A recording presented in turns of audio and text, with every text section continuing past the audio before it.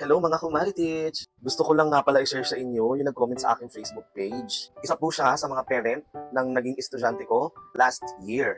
Medyo na-touch lang ako syempre bilang isang teacher, bihira kami makatanggap ng mga ganitong mensahe.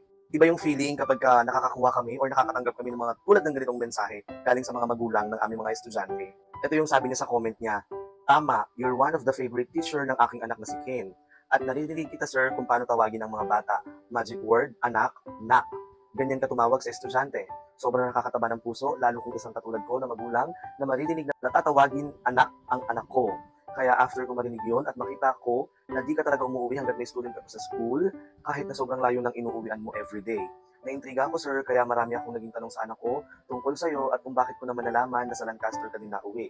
Kasi magkapit-bahay tayo doon, sa kabila nga lang kami Salute sa'yo sir. Di ba? Ibig sabihin kasi nitong mensahe na to, very appreciative yung parent na to, na talaga namang tumatatak sa akin sa ngayon. Kasi in my 5 years of teaching, ngayon lang din ako naka-receive ng ganitong mensahe coming from one of the parents ng aming mga estudyante sa school.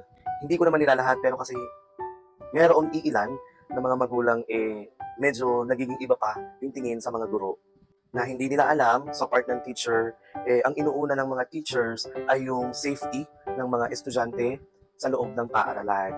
Minimake sure na ang mga bata na after class, dapat itong mga batang to, kapag uwian na, ay nakakauwi na sa kanilang mga bahay.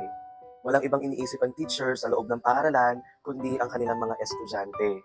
Kung sa palagay nyo naman, yung mga teachers na nakilala ninyo na mataray, masungit, and whatsoever, siguro ito, ang dahilan lamang yan ay ang gusto lang naman nila ay matuto yung ating mga anak, yung ating mga estudyante.